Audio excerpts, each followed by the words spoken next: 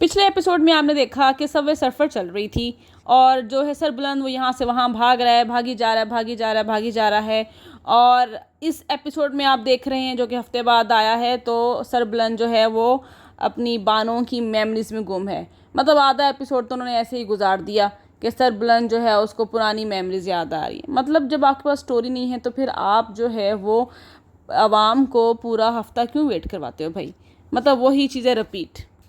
और जब कुछ नहीं है करने को तो फिर वही कुछ कि एक दूसरे को ब्लेम करते रहो। ब्लेम गेम चल रही है।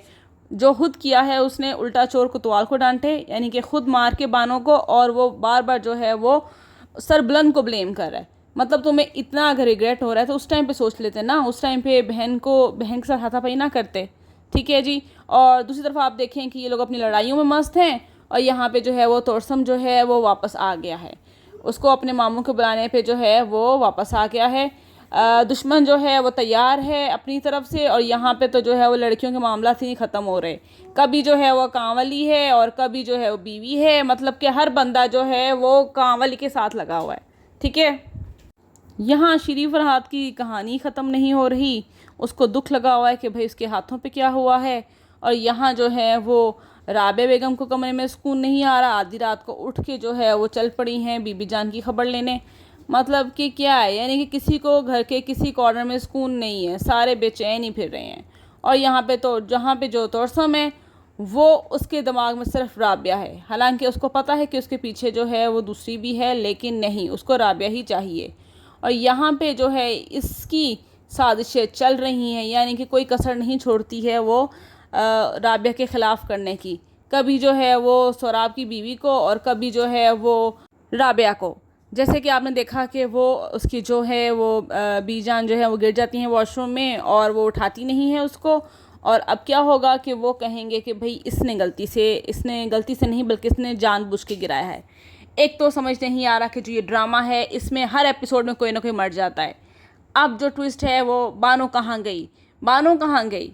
बानो सबको लगता है कि मर गई है, जबकि बानो मरी नहीं है। बानो जो है वो ज़िंदा होगी।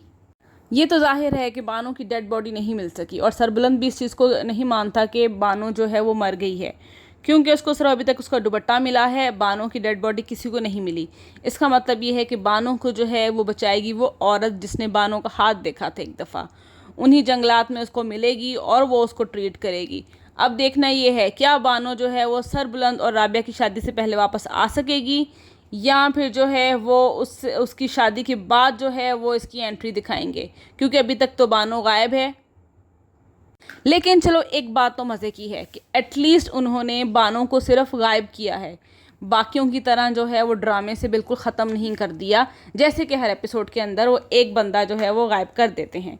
इसलिए सबसे मज़े की बात यह है कि बानो का रोल टोटली ख़त्म नहीं हुआ है। बानो जो है वो ज़िंदा है। बस अब वो ट्विस्ट देखना है हमने कि बानो जो है उसकी वो एंट्री कब होगी और उसको कौन ढूंढेगा। क्या उसको जो है वो तोरसम ढूंढेगा या उसको सरबुलंद ढूंढेगा।